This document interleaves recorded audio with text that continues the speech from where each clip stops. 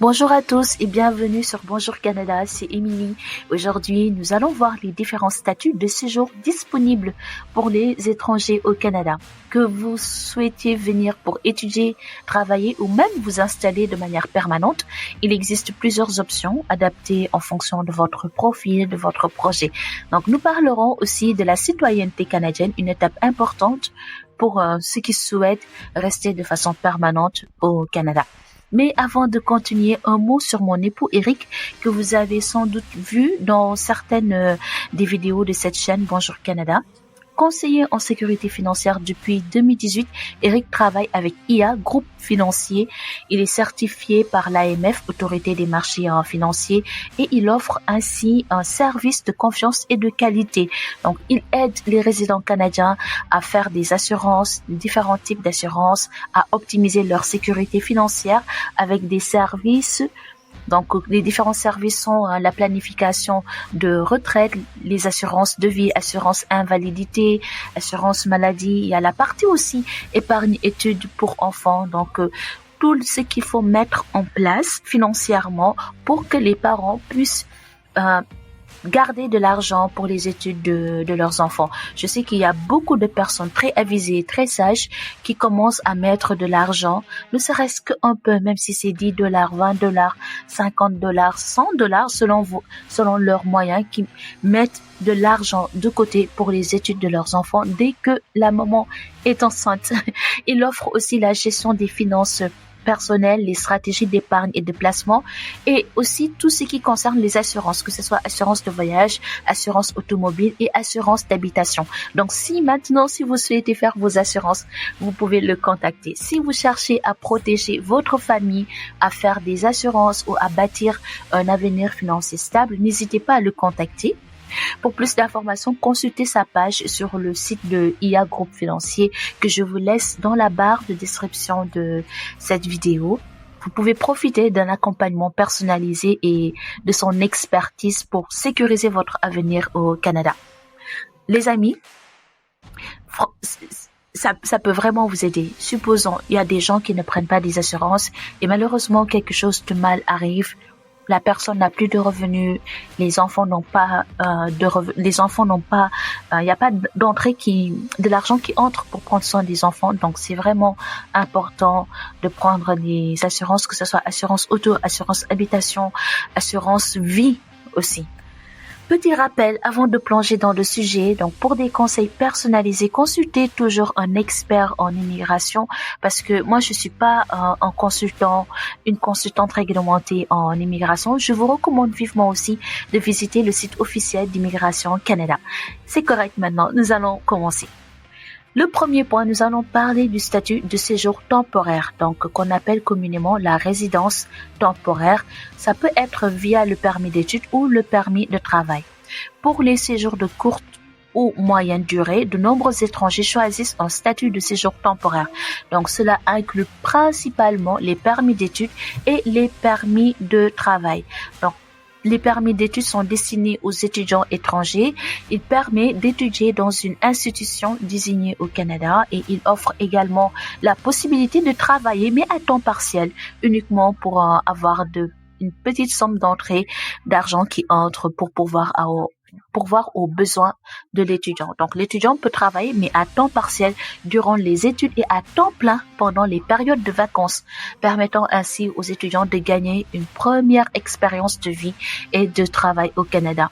C'est un avantage parce que ça peut permettre de monter en compétences, de s'intégrer plus facilement et plus rapidement à la vie canadienne et aussi une entrée financière.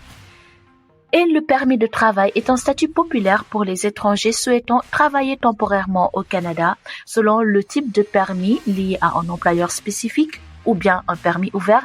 Il est possible de travailler dans plusieurs secteurs et certains programmes temporaires permettent de travailler dans des emplois en forte demande et peuvent, sous certaines conditions, mener à une résidence permanente.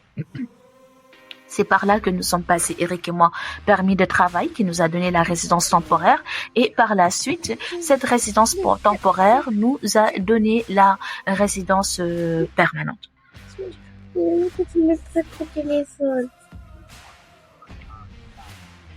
Oui, maintenant, ces options de séjour temporaire sont souvent le premier pas pour explorer le Canada tout en étudiant ou en travaillant. Concernant le deuxième statut, maintenant qui s'appelle la résidence permanente, que nous pouvons avoir avec différents programmes, comme par exemple nous pouvons passer par Entrée Express, programme des candidats des provinces ou le parrainage familial. Donc, nous allons voir maintenant la résidence permanente, idéale pour ceux qui souhaitent s'établir durablement au Canada et qui veulent bénéficier des droits associés, sauf le droit de vote. Un moment, s'il vous plaît. Donc, si vous avez la résidence permanente, vous pouvez tout faire au Canada, mais vraiment tout faire au Canada, sauf voter. La résidence permanente, vous pouvez l'avoir via Entrée Express. Donc, le système d'Entrée Express qui est basé sur des points qui sont attribués selon des critères comme l'âge, les compétences linguistiques, les diplômes ainsi que l'expérience professionnelle.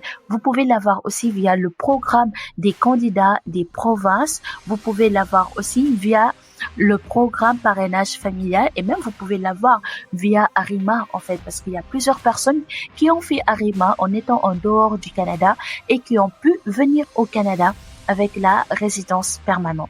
Donc, ces options mènent au statut de résident permanent, une étape qui ouvre la voie vers la citoyenneté canadienne. Et il y a d'autres statuts qui sont spécialisés. Là, nous allons parler des statuts de résidence humanitaire et statuts pour investisseurs et entrepreneurs. Il y a la résidence humanitaire et réfugiés, donc pour les personnes qui sont en danger dans leur pays d'origine. Il y a aussi la résidence pour les investisseurs et entrepreneurs. Nous allons finaliser maintenant avec la citoyenneté canadienne. Donc, une fois le statut de résident permanent obtenu, les étrangers peuvent avoir résidé au Canada pendant une certaine durée, généralement 3 ans sur les 5 dernières années, postuler pour la citoyenneté canadienne. Et la citoyenneté confère des droits importants comme le droit de vote, le droit à un passeport canadien et l'accès complet aux droits politiques et sociaux. C'est la dernière étape pour ceux qui souhaitent faire du Canada leur pays de manière définitive.